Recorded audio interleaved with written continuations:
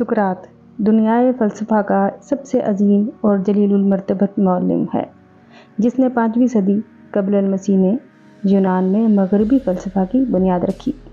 یونان کے معروف شہر ایتھنز میں پیدا ہوا۔ سقراط 449 قبل المسیح کے قریب ایتھنز یونان میں پیدا ہوا۔ وہ بڑا ذہین اور حاضر جواب تھا اور علم کو سب سے بڑی طاقت سمجھتا تھا۔ اس نے زندگی بھر جہالت کے خلاف جہاد جاری رکھا۔ اس کا قول ہے، نیکی علم ہے اور بدی جہالت۔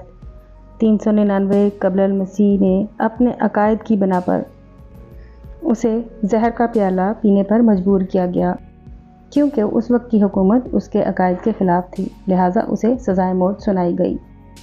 سزائے موت سنائے جانے کے بعد سقراط کو زہر کا پیالہ پینے کے لیے دیا گیا تو اس کے شاگرد زاروں قطار رونے لگے۔ سقراط نے پوچھا، کیوں رو رہے ہو؟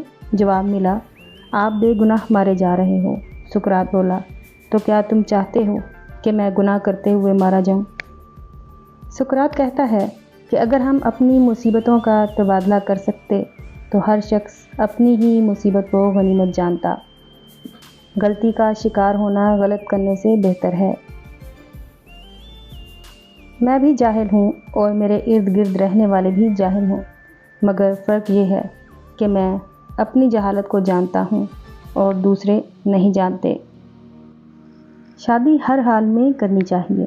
اگر آپ کو اچھی بیوی ملی تو آپ کو خوشی ملے گی، اگر بری ملی تو آپ فلاسفر بن جائیں گے۔ خوبی اور نیکی دولت سے نہیں پیدا ہوتی، بلکہ دولت خوبی اور نیکی سے وجود میں آتی ہے۔ فتح طاقت کی نہیں بلکہ صداقت کی ہوتی ہے۔ بدترین بیماری جو کسی انسان کو لاحق ہو سکتی ہے وہ یہ ہے کہ وہ دلائل سے نفرت کرنے لگ جائے۔ اچھی بات خواہ کہیں سے بھی ملے، پلے باندھ لو، کیونکہ جب کسی موتی کی قیمت معلوم کی جاتی ہے تو کوئی یہ نہیں دیکھتا کہ اسے سمندر کی تہہ سے پانے والا کون ہے۔ سقراط کو جب موت کی سزا سنائی گئی تو سقراط نے کہا، میں کوئی دانش مند نہیں، لیکن ان احمق لوگوں کے فیصلے سے دنیا مجھے ایک دانش مند کے نام سے یاد کرے گی۔ جو شخص خود پر حکومت کرنا نہیں جانتا وہ ہمیشہ دوسروں کا غلام رہے گا۔